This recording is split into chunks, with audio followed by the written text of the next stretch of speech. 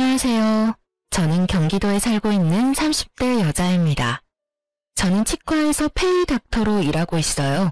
오늘은 오전 진료만 있는 날인데 진료를 끝내고 사연을 듣다 문득 저의 이야기도 들려드리고 싶어서 사연을 쓰게 됐어요. 긴 이야기가 될 수 있지만 잘 들어주세요. 잠시 집안 이야기를 하자면 부모님이 다 살아계신 남편과는 달리 부모님은 제가 어렸을 때 이혼하셨고 전 엄마가 키워주셨어요. 하지만 엄마와 보낸 시간은 길지 않았죠. 제가 중학생이 되던 해에 갑작스러운 심장 발작으로 인해 손 쓸 틈도 없이 돌아가셨거든요. 그때부턴 할머니와 이모가 저를 돌봐주셨고 할머니가 돌아가신 후론 이모가 결혼까지 하지 않으시고 저를 친딸처럼 애지중지 키워주셨어요. 사실상 전 고아였지만 이모의 넘치는 사랑을 받으며 고아라는 서러움 없이 잘 자랄 수 있었어요. 전 치과 의사가 되었고 선배 병원에서 페이닥터로 지내고 있었죠.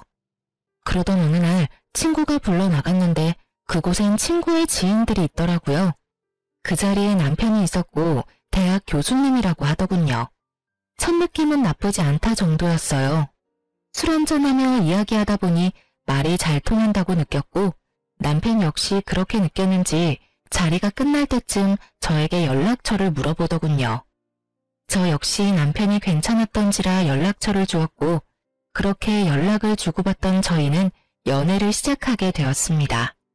연애가 길어지니 자연스럽게 결혼 이야기가 오갔고 어머님 눈에는 고아인 제가 당신 아들보다 모자라도 한참 모자란다고 생각하셨는지 계속 트집을 잡으시더라고요. 워낙 사소한 것으로 잡힌 트집이라 자세히 기억도 나지 않네요. 아무튼 어머님은 계속 시비 가득한 트집을 잡으셨고 남편이 그럴 때마다 끊임없이 저의 편이 되어주며 저를 보호해 주었어요.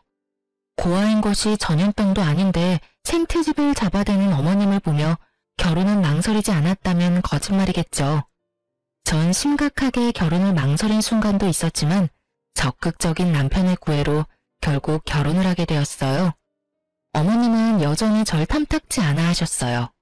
가끔 주말에 시댁에 가는 날이면 오직 남편만을 치켜세우느라 바쁘셨고 전 무시하기 일쑤였죠.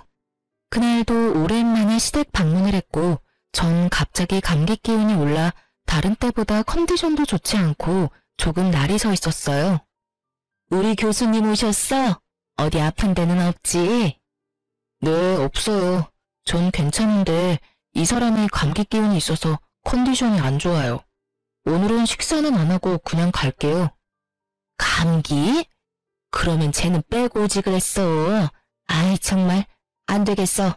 아들, 넌 오늘 집에서 자고 가고 쟤는 얼른 집에 보내. 혹시라도 우리 아들 감기라도 옮으면 어떡해? 한 번은 그런 일이 있었어요. 결혼하고 얼마 지나지 않아 시댁에 가야 할 일이 있었는데 그때 전 몸이 좋지 않아 참석하지 못하고 남편만 보낸 적이 있었거든요. 병원에서 수액을 맞고 있는데 어머님이 전화와 노발대발을 하더라고요. 배운 것이 없어서 그렇다며 정상적인 어른이라면 해선 안 될 말까지 하시는데 그때 정말 싸울 기운이 없어 듣고만 있었더니 남편이 어머님께 화를 내는 소리와 함께 전화가 끊기더군요. 그 후 상황이야 듣지 않아도 뻔했고 이번엔 이런저런 소리 듣고 싶지 않아 꾸역꾸역 남편과 함께 왔더니 교수 아들 감기 걸릴까봐 방금 온 아픈 며느리는 집에 가라뇨. 참 기가 막히더라고요. 저도 잘 알고 있었습니다. 어머님이 저를 탐탁지 않아 하신다는 것을요. 하지만 이런 대우를 언제까지나 참고 있을 수만은 없었습니다. 갈 때 가더라도 한마디 하고 가려는 찰나 저보다 더 화가 난 듯한 남편이 언성을 높이며 어머님께 쏘아붙이더라고요.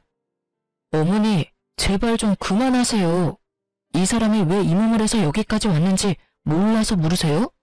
다 어머니 때문이잖아요. 어머님이 이 사람을 계속 꾸짖으시니까 이 사람도 무리해서 온 거라고요. 그런데 그런 사람한테 혼자 가라뇨? 최 교수, 엄마는 그런 게 아니라 정말 우리 교수님이 감기라도 옮을까봐 걱정되어서 그랬어. 엄마는 최 교수 걱정되어서 그런 건데 이게 이렇게 화낼 일이야? 그깟 감기 좀 걸리면 어때서요? 됐어요. 저희 이만 가볼게요. 한동안은 집에 오는 일은 없을 것 같아요. 어머니 말씀대로라면 아버지나 어머니한테 감기라도 옮기면 큰일일 테니까요. 가자, 여보. 인사드린다고 괜히 입 열지 마. 그러다 어머니 감기라도 걸리시는 날엔 큰일 나니까. 안녕히 계세요라는 그 뻔한 인사도 하기 싫은 제 마음은 어떻게 알았는지 제 입을 막아주고선 제 손을 이끄는데 얼마나 든든했는지 몰라요. 집으로 돌아가는 차 안에서 제가 감동을 하여 젖은 눈빛으로 남편을 바라보니 이렇게 말하더군요. 내가 대신 사과할게. 미안해, 여보. 어머니가 원래 저런 사람은 아니었는데 왜 저러시나 모르겠어. 어머니 눈엔 내가 당신한테 한참 모자란다고 생각하시겠지. 당신에 대한 자부심이 대단하시잖아. 당신 같은 여자가 어디 있다고. 내가 미안해, 정말. 아니야, 나 진짜 괜찮아. 아니, 괜찮아졌어. 사실 나 어머님께 따져 묻고 다신 시댁은 발길도 안 해야지 했었거든? 그런데 당신이 나서서 그렇게 해주니까 속이 확 풀리는 거 있지? 우리 남편 역시 든든해. 매번 내 편해줘서 고마워. 당연한 거지. 당신 마음 100번 이해해. 그래서 하는 말인데 굳이 무리해서 우리 집에 갈 필요 없어. 나의 아들이니까 어쩔 수 없이 가끔은 가야 하겠지만 당신은 당신 마음 가는 대로 해. 이런 대접 받으면서까지 며느리 돌이 다 하라고 하고 싶은 마음은 없으니까. 알겠지? 이렇게까지 말해주는 남편을 보고 있자니 파혼하지 않고 결혼까지 하길 잘했다는 생각이 들더라고요. 지금 저의 눈에 비친 남편은 누군가의 아들이 아닌 완벽한 저의 편, 든든한 제 가족이었으니까요. 어쨌든 전 그날 이후 어머님의 연락은 일절하지 않았어요. 저를 탐탁지 않게 여기는 어머님께 갖은 아양을 떨며 잘 보일 생각이 전혀 없었기 때문이죠. 그저 최소한의 인간 도리만 하며 지냈어요. 그러던 어느 날 어머님이 연락도 없이 제가 근무하고 있는 병원으로 찾아오셨더군요. 제가 그리도 마음에 들지 않는다고 하시던 분이 또 의사 며느리는 자랑하시고 싶은 것인지 친구분들까지 대동하시고요. 어머님의 그런 행동이 참 이해가 되지 않더군요. 갑자기 밀고 들어온 것도 기가 차는데 그 뒤 이어지는 말과 태도는 더 어이가 없었어요. 어머님, 연락도 없이 무슨 일이세요? 치과에 왜 왔겠니? 여기 내 친구들인데 검진해야 한다고 해서 내가 데리고 왔다. 한번 살펴보고 치료해야 할 거 있으면 치료 좀 싹 해주렴. 떼인 돈 받으러 온 사람 마냥 다짜고짜 진료를 봐달라고 하는데 할 말이 없더라고요. 상황이 어찌되었든 일단 오셨으니 간단한 진료라도 봐주는 게 뭐 어떠냐 생각하는 분들도 계실 수 있겠지만 제가 근무하는 병원은 100% 예약제입니다. 이미 예약하신 분들도 기다리고 계셨고 수술 스케줄도 있어 중간에 끼워 넣을 수 있는 틈이 전혀 없는 상황이었어요. 어머님, 저희 병원은 예약제라서요. 이미 예약하신 환자분들이 기다리고 계세요. 오래 기다리신 환자분도 계셔서 먼저 해드리는 건 곤란하고요. 일단 예약하신 환자분부터 진료 좀 할게요. 뭐? 그런 게 어디 있니? 가족이 왔으면 가족 먼저 해줘야지. 넌 그 정도 유도리도 없니? 난 절대 기다릴 생각 없으니 예약이고 뭐고 얼른 우리부터 해줘. 해달란 말이야. 그렇게 우기셔도 안 되는 건 안 돼요, 어머님. 일단 여기 실장님하고 상담하셔서 예약 먼저 해주세요. 우겨? 너 그게 무슨 말본새야? 이렇게 된 이상 난 무슨 일이 있어도 오늘 진료 보고 갈 테니 그런 줄 알아. 얼른 내 친구들 봐주지 못해? 나이도 지긋하신 분이 어린아이처럼 우겨대는데 말 그대로 미쳐버리겠더라고요. 무력으로라도 쫓아야 하나 남편에게 연락해야 하나 고민이 많아지는 순간 예상치 못한 도움을 받게 되었어요. 모든 상황을 지켜보던 예약 환자분들이 나서서 저의 편을 들어주기 시작하시더라고요. 정말 못 듣고 있겠네. 여기 기다리고 있는 사람들 안 보여요? 그러게요. 요즘 저런 시엄마가 어디 있어? 며느리 일하는 병원에 와서 이런 행패가 어디 있어? 난 다 모르겠으니까 순서나 꼭 지켜주세요. 다 아파서 오는 사람들인데 가족이고 나발이고 그런 게 어디 있어요? 그러니까요. 이게 무슨 민폐야? 의사 며느리 업고 다녀도 모자랄 판국에 일하는 직장까지 찾아와서 나 같으면 당장 이혼하지. 저걸 어떻게 참아? 선생님, 그러지 말고 이혼하세요. 내가 좋은 남자 소개해 줄 테니까. 선생님 정도면 남자들 줄 선다고요. 이윽고 이혼이라는 말까지 나오니 시모의 얼굴이 홍당무가 되어버렸더군요. 상황이 이렇게 돌아가자 시모는 아무 말도 하지 못하고 친구분들이 나서 거듭 죄송하다고 하며 시모를 끌고 나가시더라고요. 그 후로도 환자분들이 제 편을 들어주시는데 민망하기도 하고 통쾌하기도 했어요. 그렇지 않아도 바쁜데 시모와의 실랑이로 시간이 더 지체되었던 터라 정신없이 쉬지도 못하고 진료 마치고 집으로 돌아가는 길, 시모한테 연락이 엄청 많이 와 있더라고요. 전화도 전화였지만 문자도 엄청나게 와 있더군요. 물론 내용은 떠올리고 싶지도 않은 내용이었고요. 전 대꾸할 가치도 없는 연락을 가뿐히 무시하곤 무거운 몸을 이끌고 집으로 향했어요. 오늘 참 고단한 하루였다고 생각했는데 저의 고단한 하루는 이제 시작이었더라고요. 현관문 앞에 도끼로 가득한 시모가 절 기다리고 계셨으니까요. 넌 왜 이제 오는 거야? 전화는 왜 안 받아? 아니, 도대체 최 교수한테 뭐라고 했길래 비밀번호를 못 알려준다고 그러는 거니? 네가 뭔데 내가 이런 수모를 겪어야 해? 이게 무슨 망신이냐고. 이렇게 쏟아내던 시모는 제가 가까이 다가가자 다짜고짜 뺨을 날렸죠. 정신이 멍해지고 그 어떤 말도 생각나지 않더군요. 그때 시모 입에서 제 정신을 깨워줄 말들이 쏟아져 나오기 시작했어요. 이런 버르장머리도 없는 년, 네가 감히 내 친구들 앞에서 내 망신을 줘? 그깟 이빨 좀 봐주는 게 뭐가 그리 힘들다고? 이래서 부모 없는 것들은 티가 난다니까. 괜히 내가 널 싫어한 게 아니라고. 네가 그렇게 본데 없이 굴면 하늘에 계신 네 부모만 욕먹는다. 내가 너 이렇게 못 배운 티 낼까봐 널 받아들이기 싫었어. 알겠니? 내 친구들 앞에서 무슨 망신이야? 그간 쌓아왔던 내 위신이 한 방에 무너져 내렸어. 너 어떻게 책임질 거야? 그걸 왜 제가 책임지나요? 애초에 어머님이 무대포로 밀고 들어오셔서 이 사달이 났잖아요. 그리고 여기서 왜 저희 부모님이 들먹이세요? 그럴 자격이 있다고 생각하세요? 이것 봐. 이 순간에도 눈 똑바로 뜨고 말 대꾸하는 꼴이라니. 되먹지도 못한 것이 독하기까지 해. 눈물 한 방울 흘리지 않고 어른 노려보는 것 좀 봐라. 그렇게 노려보면 내가 무서워할 줄 아니? 왜 네 부모를 들먹이냐고? 내가 불쌍해서 그런다. 이런 것도 자식이라고 낳고 기뻐했을 네 부모가 불쌍해서 그래. 이 말 같지도 않은 폭언들을 듣고 있는데 정말 어른만 아니면 욕을 하며 딱이라도 때려버리고 싶더군요.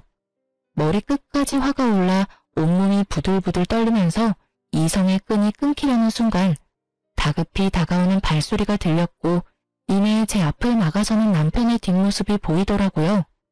그리고는 정신을 차렸을 땐 절규 소리와 함께 남편의 손에 끌려가는 시모 모습이 보이더군요. 무슨 잘못을 했을까? 도대체 무슨 잘못을 했길래 뺨까지 맞고 이런 말까지 들어야만 했을까? 이런 생각들만 가득했어요.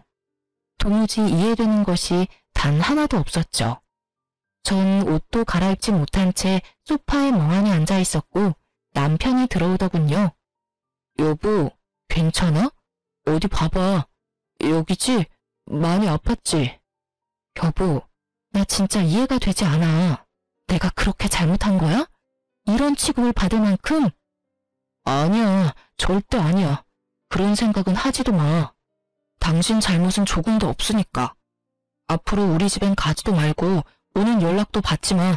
아예 차단해버려. 맞은 데는 어때? 아, 진짜 너무 속상하다. 내가 좀 더 일찍 왔어야 했는데 미안해. 남편의 걱정스러운 말을 듣고 있는데 그제야 눈물이 나더라고요. 한 번 터진 울음은 멈추지 않았고 남편의 품에서 한참을 울다 잠이 들었어요. 그날 이후 시댁에선 아무런 연락이 오지 않더군요.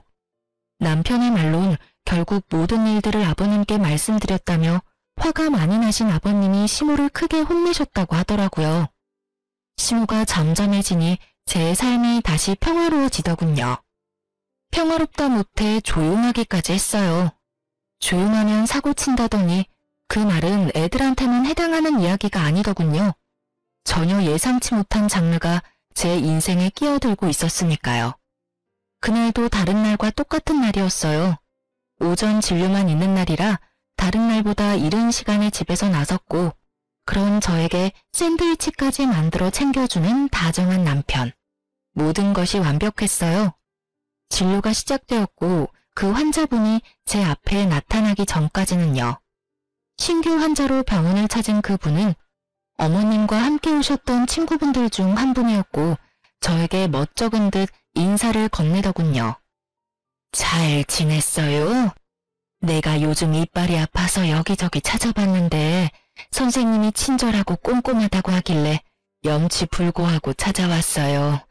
그땐 정말 미안했어요. 우린 당연히 연락뿐 아니라 예약까지 다 했다고 생각하고 따라왔었어요. 그냥 무작정 데려가는 줄 알았으면 절대 따라가는 일은 없었을 텐데. 그때 함께 온 친구들이 다 미안해하고 있어요. 아니에요. 일부러 그러신 것도 아니신데요, 뭐. 찾아주셔서 제가 감사해요. 친구분 이야기를 들어보니 그날 이후 조금씩 어머님과 멀어지다 어머님의 이중적이고 이기적인 모습들에 질려 지금은 따로 연락하지 않고 지낸다 하더라고요. 그럴 만도 하다고 생각하며 진료를 시작하려는 순간 저의 인생을 뒤흔들 믿을 수 없는 말을 하시기 시작하시더군요. 이혼했다면서요? 그런 집안이랑 잘 끝냈어요. 그런 어미 밑에서 자식이 뭘 배웠겠어요? 위자료는 많이 받았어요? 이혼이라니, 위자료라니. 남편이 직접 만들어준 샌드위치가 아직 제 가방 안에 있는데 도무지 이해되지 않는 말들 뿐이더군요. 네? 그게 무슨 말씀이세요? 이혼이라뇨. 저 이혼 안 했어요. 어머님하고는 그날 이후에 연락도 안 하고 지내긴 하지만 남편하고는 사이 좋아요. 잘못 알고 계신 거 아니세요? 제 말을 듣던 친구분은 저보다 더 놀란 얼굴을 하며 말하더라고요. 네? 아닌데. 정말 이혼한 거 아니에요? 네. 오늘 아침에도 출근할 때 남편이 샌드위치도 챙겨준걸요. 그럴 리가 없는데. 아니, 사이가 이렇게 되기 전에 그 집에 놀러 간 적이 있는데 엄청 젊은 여자를 예비 며느리라며 소개해줬었어요. 그러면서 하는 말이 선생님이랑은 곧 이혼하고 바로 그 여자랑 결혼시킬 거라면서 돈 많은 집안이랑 사돈하게 됐다고 엄청나게 자랑했는데. 예비 며느리요? 에이, 그럴 리가요. 저희 남편 외동아들인데 저랑 사이도 좋고 이혼 이야기도 오간 적 없어요. 오해하신 거 아니세요? 그런 걸 어떻게 오해해요. 그날 나가서 밥도 같이 먹었는데 아들이 와서 밥값까지 계산해줬다니까. 확실해요. 어머, 이게 무슨 일이래요? 누구보다 다정하고 나만을 위해주는 남편인데 도무지 믿을 수가 없었어요. 하지만 친구분 역시 거짓말을 하는 것 같지 않았기에 더욱 혼란스럽더라고요. 어떻게 진료를 마친 것인지 모르겠더군요. 정신을 차려보니 진료는 끝나 있었고 전 남편의 학교를 향했어요. 어떤 말부터 시작해야 할지는 모르겠지만 어찌되었든 남편을 직접 봐야 할 것만 같았어요. 혹여나 남편에게 피해가 될까 싶어 한 번도 찾아가 본 적이 없는 남편의 직장. 남편의 방 앞에 서니 갑자기 긴장이 되더군요. 심호흡을 몇 번 하고 남편의 방으로 들어갔고 그곳엔 저를 보고 놀란 남편과 조교분이 있더라고요. 여보, 웬일이야? 학교는 한 번도 오지 않더니. 그냥 오늘 오전 진료했잖아. 갑자기 너무 보고 싶어서 잠시 들렸어. 방해한 건 아니지? 아니지. 언제든 환영입니다. 아참, 인사해. 나 잘 도와주는 우리 조교. 아주 능력이 좋아. 아, 안녕하세요. 처음 인사드리네요. 저희 남편 잘 부탁드려요. 네, 안녕하세요. 조교분과 인사를 나눈 후 전 남편의 눈치를 살폈어요. 분명 평소와 같은 다정한 남편인데 그런 말을 들어서인지 왜인지 모르게 더 안절부절 못하는 것처럼 보였고 더욱 제 눈치를 살피는 것처럼 보이더군요. 그러면서도 내 남편은 그럴 리가 없다고 강하게 믿으며 집에서 보자고 말을 건넨 뒤 돌아서는 찰나 저의 마음은 무너져 내리고 말았어요. 조교의 손에 낀 반지 때문이었어요. 그 반지는 분명 제가 아는 반지였어요.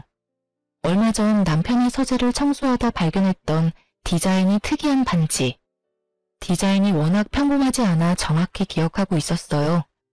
곧 다가올 두 번째 결혼 기념일을 대비해 남편이 특별히 절 위해 준비한 깜짝 선물이라고 생각했었기에 더욱 잊을 수가 없었죠. 전 최대한 태연한 척하며 그곳에서 나와 집으로 돌아왔어요. 반지를 보고도 이때까진 모든 것을 부정했던 것 같아요. 그럴 리가 없다고, 내 남편이 그럴 리가 없다고 끊임없이 되뇌고 있었죠. 그러던 와중에 번뜩 서재에 있는 남편의 노트북이 스쳐 지나갔고 저의 예상대로 잠금도 걸려있지 않을 뿐더러 카톡까지 자동으로 로그인이 되어 있더군요. 평소 제가 워낙 이런 것에 관심도 없었고 제가 남편을 얼마나 신뢰하고 있는지에 대해 누구보다 남편이 더욱 잘 알고 있으니 남편도 방심했던 거죠. 저는 아주 천천히 단 하나도 놓치지 않고 대화들을 살펴보았고 학교에서 보았던 조교와의 대화를 발견했어요.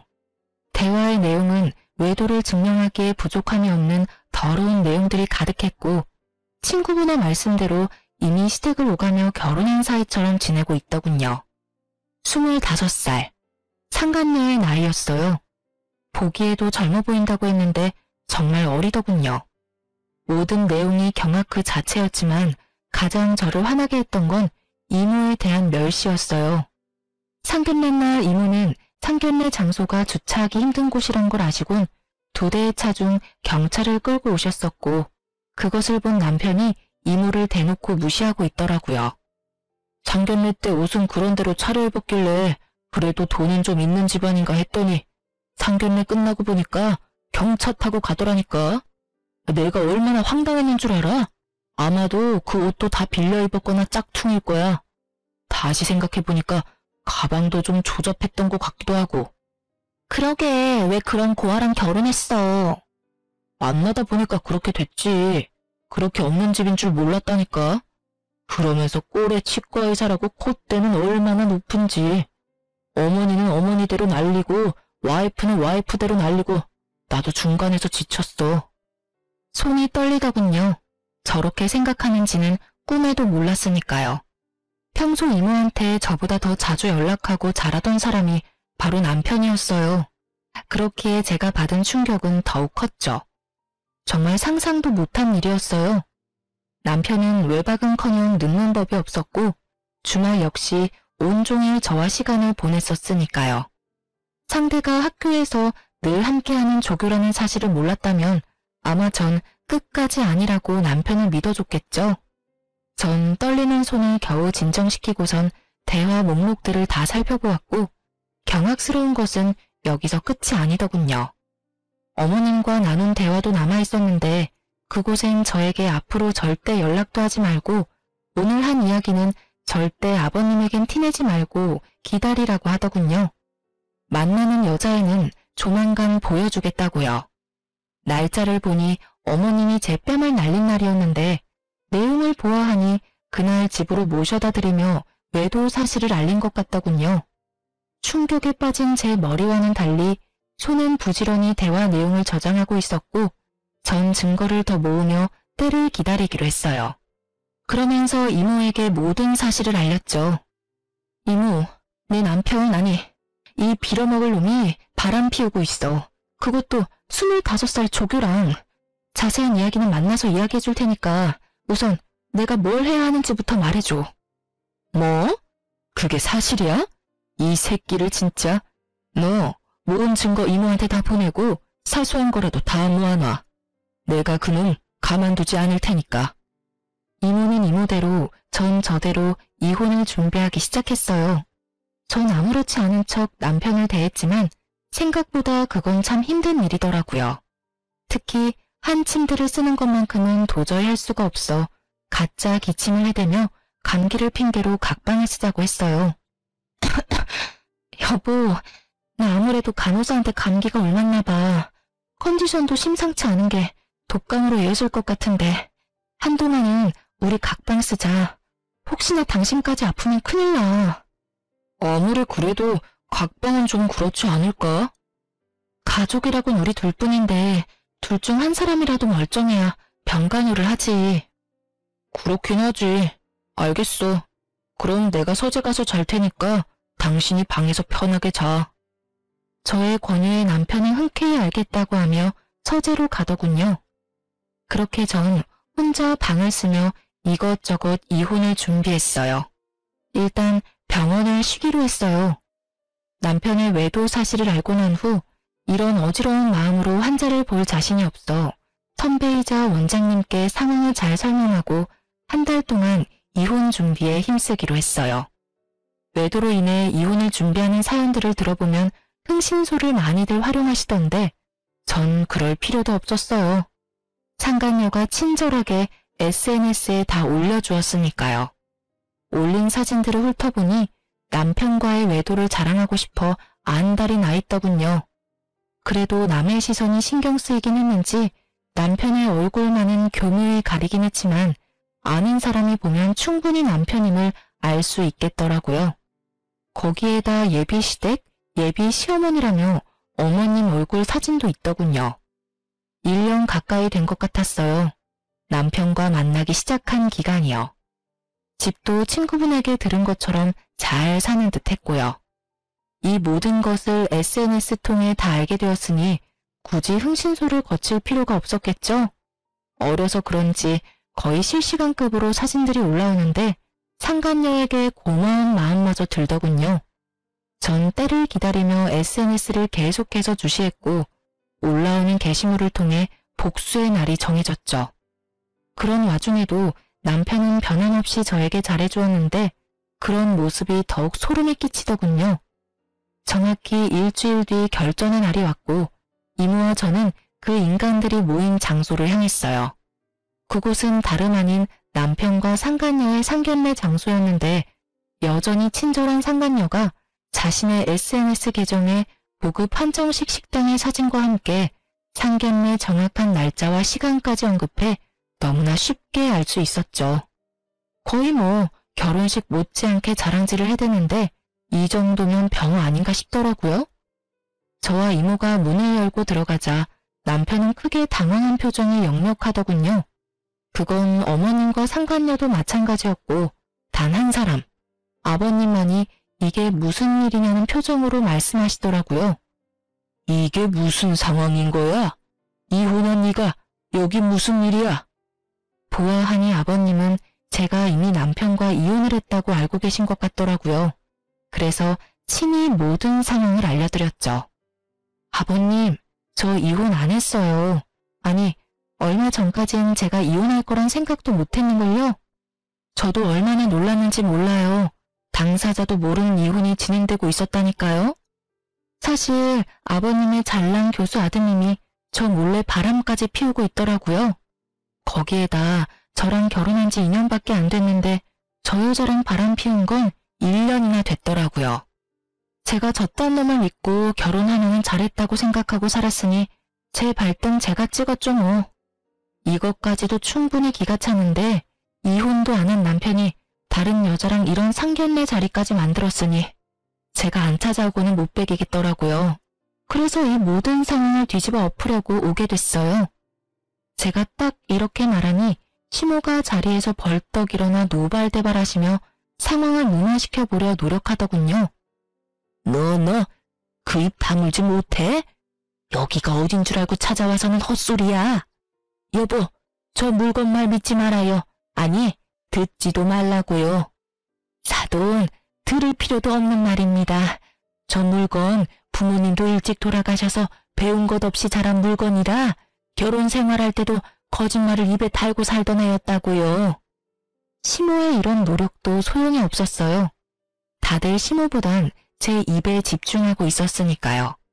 전 시모의 말을 모조리 무시한 채 말을 이어나갔어요. 보시다시피 어머님은 이미 다 알고 계셨어요. 그뿐인가요? 저 불륜녀가 새 며느리 되는 걸 쌍수 들고 반기셨다고요. 아버님 몰래 어머님이 저 상간녀를 집에 불러서 곧 결혼할 예비 며느리라며 친구들한테 소개도 다 마친 상황이었어요. 이혼도 안 했는데 저는 이미 이혼율 만드셨던데요. 일단 상견례부터 잘 마무리하고 나서 무슨 수를 써서라도 이혼하면 될 거라고 생각한 것 같은데 아버님 참 대단하지 않나요? 그런 말도 안 되는 계획으로 이런 대범한 짓을 벌인 거 말이에요. 제 말을 집중해서 들어주시던 아버님은 제 말이 끝나자마자 화를 내시기 시작했고 이내 상견례장을 박차고 나가버리시더군요. 이 말이 전부 사실이야? 아니에요 여보. 제 말 좀 들어봐요. 아버지, 다 오해세요. 제발 진정 좀 하세요. 이런 인간 같지도 않은 놈이 감히 이딴 짓을 해? 이게 무슨 집안 망신이야? 두 사람 다 나한테 할 말이 많은 것 같은데 그 말들은 집에서 이야기하도록 하지. 여긴 두 사람이 저지른 일이니 두 사람이 알아서 해결하고 와. 그렇게 아버님이 떠나시고 남은 사람은 상간녀와 상간녀의 가족들 그리고 저와 이모의 시선을 한 몸에 받고 있는 시모와 남편 눈뿐이었죠. 그렇게 저와 이모는 매서운 눈빛을 두 사람에게서 거두지 않았고 상견례 장소엔 정적만이 흐르고 있었어요. 그 순간 상간녀의 아빠가 다가와 이모에게 고개를 숙이며 인사를 건넸어요. 안녕하세요 선배님. 오랜만입니다. 그래 김검사 잘 지냈어? 잘 지냈냐고 하기엔 상황이 좀 그렇긴 하네. 그러게요. 이런 상황이 선배님을 만나게 될지는 상상도 못했는데 제가 참 면목이 없습니다. 네, 사실 남편이 그렇게 무시하던 이모는 과거 검사였어요. 엄마가 돌아가시고 저를 맡아 키워주시던 할머니마저 돌아가시고 난 후 이모는 절 도맡아서 키워주셨고 제가 고등학교에 입학하던 해에 본격적인 공부 뒷바라지를 해주겠다며 일을 그만두셨던 거였어요. 그 후 변호사 사무실을 차리셨고 최소한의 의뢰만을 받으며 저에게 온 신경을 쏟아주셨었죠. 상간녀의 아빠는 그런 이모의 후배였어요. 사실 저도 이런 인연까진 몰랐던 터라 놀라웠는데 시모와 남편 놈은 놀람을 넘어서 핏기가 사라진 얼굴로 냉수만 계속 들이키고 있더군요. 면목은 무슨... 미리 말 못해줘서 미안해. 사실 우리 조카가 김검사 딸 사진 보여줄 때 진작 알았어. 김검사 카톡에 딸 사진이 많잖아. 그래서 진작 알았는데 차마 미리 말을 못하겠더라고. 많이 놀랐지? 세상 참 좁아. 이렇게까지 엮이는 걸 보면 말이야. 그러게나 말입니다. 그런데 선배, 딸아이 말로는 집안끼리 격이 맞지 않아 자주 부딪히다 이혼까지 하게 됐다고 하던데 이해가 잘 되지 않네요. 선배네 집이 격이 맞지 않을 리가 없을 텐데요. 그게 나 한동안 백수로 지내고 있을 때 우리 조카가 결혼했었거든. 조카 시집도 간다고 하고 이제 의뢰나 왕창 받아볼까 해서 사무실 이전 준비하면서 놀고 있을 때라 내 직업이 뭔지 몰랐을 거야. 거기에다가 상견례 자리에 경찰을 끌고 갔더니 그 모습을 보고 가진 것 없는 집안이라고 생각했겠지. 아무리 그렇다고 한들 바람 피우는 것도 어이가 없는데 뭐? 우리 조카가 이혼을 해? 내가 지금 어떤 마음으로 저 인간을 살려두고 있는지 김 검사는 상상도 안 될걸? 충분히 상상되는걸요. 저도 지금 생각 같아선 어디 하나 분지르고 싶은 걸 겨우 참고 있으니까요. 이모의 말대로 이모는 사무실 이전을 위해 잠시 쉬고 있었고 빈 사무실만 본 남편은 이모가 작은 사업을 하다가 그마저도 망했다고 저에게 한마디 물어보지도 않고 혼자 지레짐작했던 것이었죠. 거기에다 상견례 자리에 경찰까지 끌고 갔으니 그 짐작에 확신했던 것이었어요. 살벌한 두 사람의 대화는 계속되고 있었고 대화를 가만히 듣고 있던 상간녀의 엄마가 벌떡 일어서더군요. 풍기는 포스가 성격이 보통 아니겠다고 생각했는데 역시나 상간녀의 엄마는 상간녀의 머리채를 휘어잡더니 내가 널 이렇게 키웠냐고 소리를 지르며 질질 끌고 가더라고요. 그 뒤를 나머지 가족들도 뒤따르며 남편을 죽일 듯이 바라보더군요.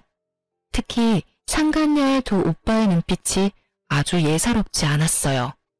저를 배신해가면서까지 그렇게 사랑한다던 여자가 끌려가는데도 남편은 찍소리 못하고 벌벌 떨고만 있더군요. 그저 사색이 된 얼굴로 저와 이모의 눈치를 살필 뿐이었어요. 참 한심하더라고요. 적어도 자기가 진심으로 사랑한다던 여자쯤은 지켜낼 줄 알았더니 그런 의지조차 없어 보였으니까요. 시모꼴도 한심하긴 매한가지였어요. 텅 빈 눈동자로 망연자실이라도 한 듯 바닥에 주저앉아 혼이 나가 있었으니까요. 상간녀를 비롯해 상간녀의 가족들이 모두 사라지고 나서야 정신을 차린 남편놈이 갑자기 무릎을 꿇고 빌기 시작하더라고요. 여보, 내가 정말 잘못했어. 내가 당신을 얼마나 사랑하는지는 누구보다 당신이 더 잘 알잖아. 그래, 사랑했지. 아니, 사랑한다고 알고 있었지. 한때는 당신이 내 편이라고, 내 가족이라고 믿어 의심치 않았었지. 왜 그런 식으로 말을 해? 왜 과거형으로 말하냐고. 난 지금도 그래. 난 여전히 당신 편이고 당신 가족이야. 정말이야. 나 믿지? 지금 이 상황 다 설명할 수 있어. 그러니까 날 믿고 일단 집에 같이 가자. 내가 집에 가서 다 설명할게. 응? 굳이 설명할 필요 없어. 당신이 어떤 생각을 가지고 있는지는 이미 당신이랑 그 여자랑 나눈 대화에서 다 봤으니까. 그걸 어떻게... 설마 내 카톡 다 본 거야? 이제야 그걸 알았어? 생각보다 당신 머리가 좋진 않구나. 당신을 단 한 번도 의심하지 않은 나도 나지만 당신도 어떤 면에선 참 대범하다니까. 바람 피우는 사람이 어떻게 그 빼도 박도 못하는 증거를 집에 버젓이 둘 수가 있어? 뭐, 그 덕분에 난 쉽게 여기까지 올 수 있게 됐지만 어찌되었든 당신 진심 따위 잘 알았고 당신은 내 편, 내 가족 다 해. 난 이제 당신 가족 같은 거 하지 않을 생각이니까. 우리 이혼하자. 여기 이혼 서류. 도장 예쁘게 찍어서 법원에서 봐. 그렇게 전 이혼 서류를 건네고 이모와 그 자리를 벗어났고 이모가 타고 온 외제차에 올라타 버렸어요. 사실 이모가 소유하고 있는 외제차는 길 가면 누구나 쳐다볼 법한 2억이 넘는 고급 외제차였어요. 하지만 운전하기가 불편하기도 하고 주변 사람들이 쳐다보는 게 신경 쓰인다는 이유로 매일 2천만 원짜리 경차를 타고 다니셨어요.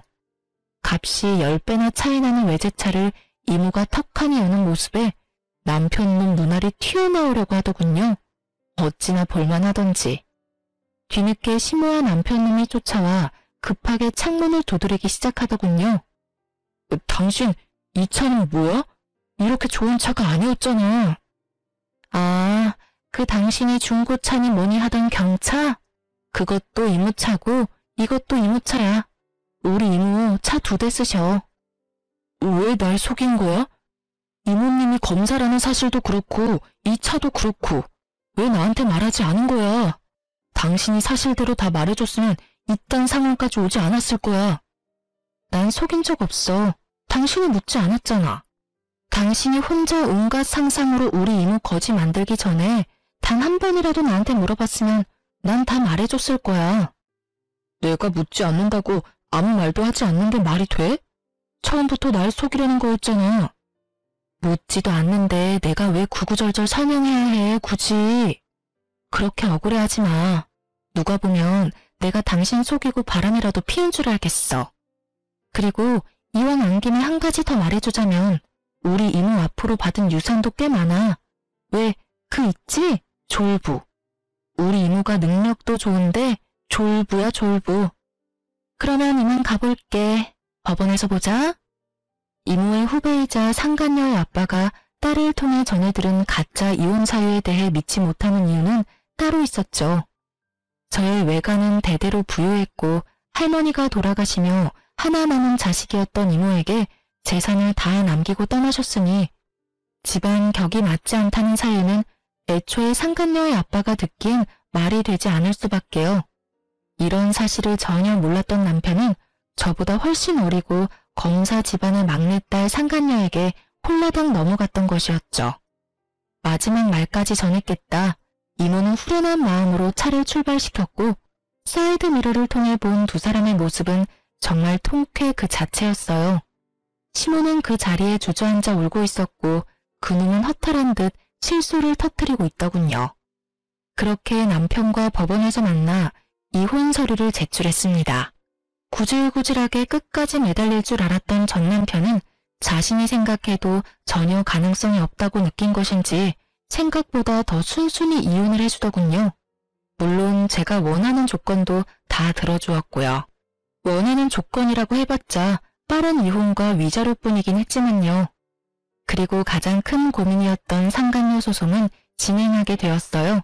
사실 이모 지인의 딸이라 어떻게 해야 할까 고민을 했는데 상간녀의 엄마에게 연락이 오더라고요.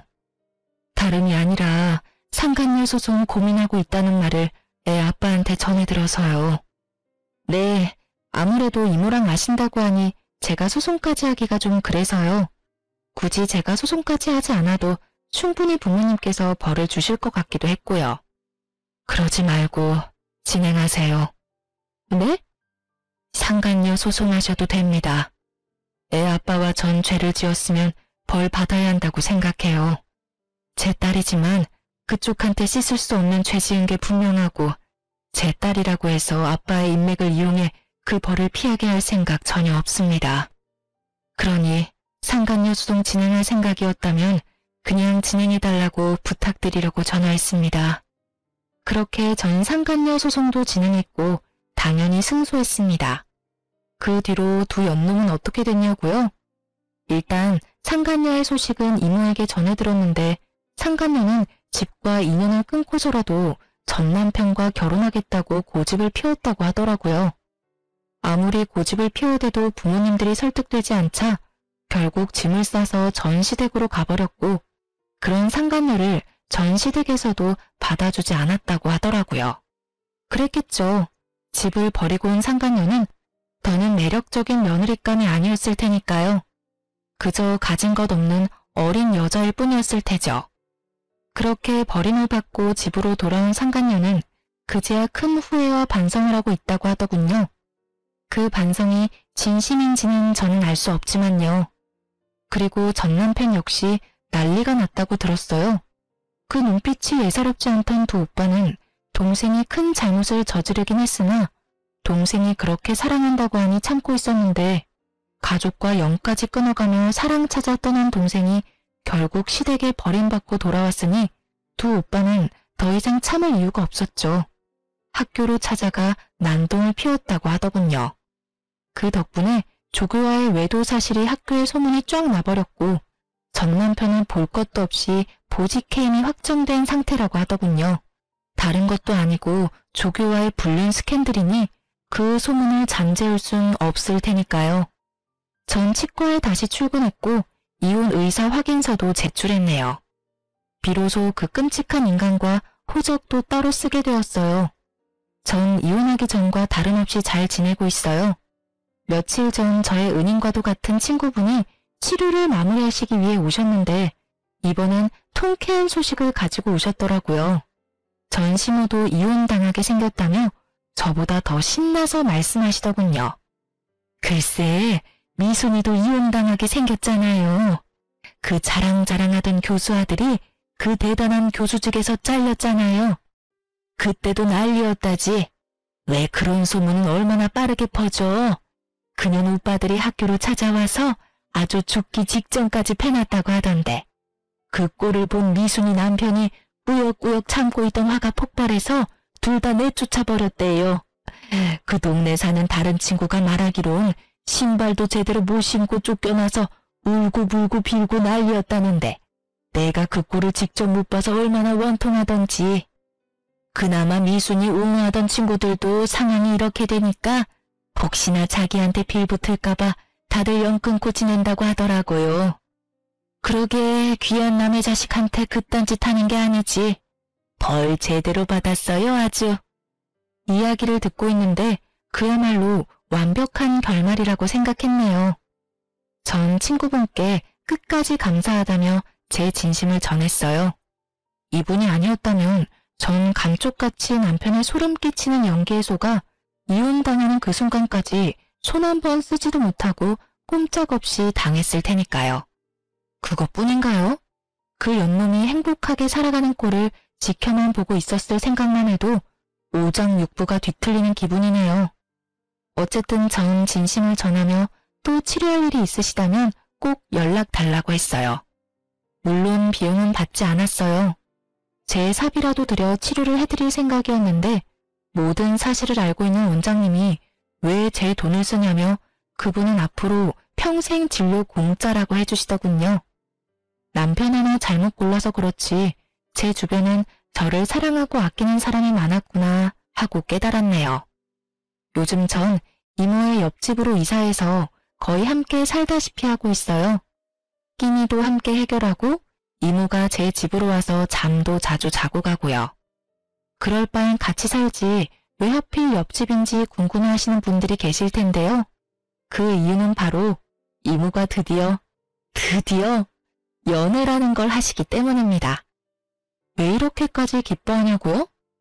이모의 연애 몇 번 본 적은 있어요. 저를 키워주신 세월이 얼만데 그간 연애를 한 번도 하지 않았다고 하면 거짓말이죠. 연애를 하긴 하셨는데 지금처럼 진지하고 느낌이 좋은 이모의 연애는 처음 본지라 요즘 제가 더 설레고 있답니다. 기대하는 바가 아주 커요. 2024년 올해의 저의 계획이자 바람은 이모 뒷바라지를 부지런히 해 시집 보내는 것이에요. 이때껏 이모가 저에게 아낌없이 모든 사랑을 베풀어 주셨듯이 저 역시 이모의 뒷바라지를 하며 아낌없이 효도하려고요. 물론 제 인생도 중요하니 열심히 즐기며 살 겁니다. 이렇게 연애 기간보다도 결혼 생활이 더 짧았던 제 이야기도 끝이 났습니다. 어떠셨을지 모르겠네요. 어쨌든 저의 긴 사연 함께 해주셔서 감사합니다. 저는 물러가 볼게요. 오늘도 좋은 하루 되세요.